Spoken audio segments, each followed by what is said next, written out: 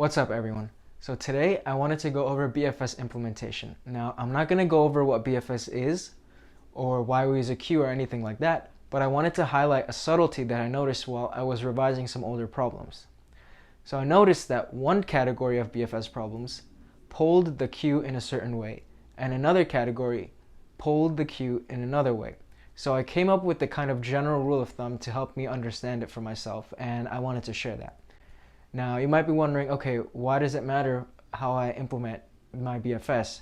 Well, if you're in a timed setting like an interview or an online contest, and you want to know how how to implement the BFS, keeping this general rule of thumb in the back of your mind might help you. So let's look at the two snippets of code side by side, and I'll present what I think seems to be the kind of general rule of thumb of which approach might be better. All right, so I've written the code and I took a couple of examples of problems. So for problems like level order traversal of a binary tree or word ladder, we go ahead with this approach, which I call the layer focused approach. And here what we do is we get the size of the queue, and within a for loop based on that size, we pull our queue.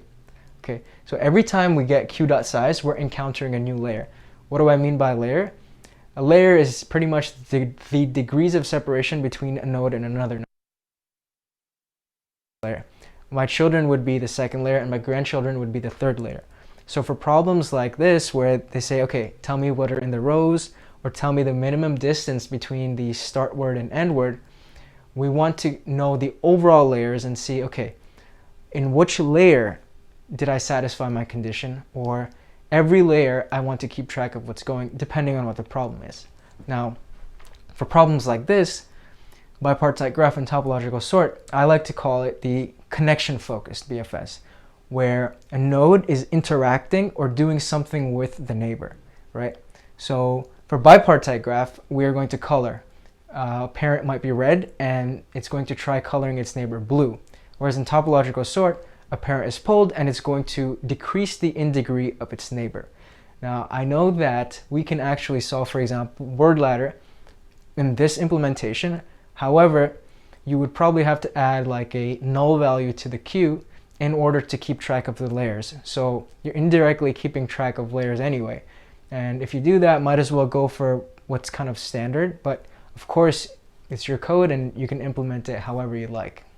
Alright guys, to wrap this up, I made this video not just to share what I think or my approach, but to open up the floor to you guys so I can hear your take on something like this. And I would like it if you guys could point out, hey, there's a gap in your understanding or a gap in your explanation. If you could help me understand it, I would really appreciate that. And apart from that, even if you just want to make like an actual YouTube video and post it, that would be really cool. I think it would be fun to watch it. And I always like when people express themselves. I think it's very important if people express themselves, not just for like jobs or interviews or companies, but in life in general. Like one should be proud of themselves and express themselves forthrightly and say what they have to say.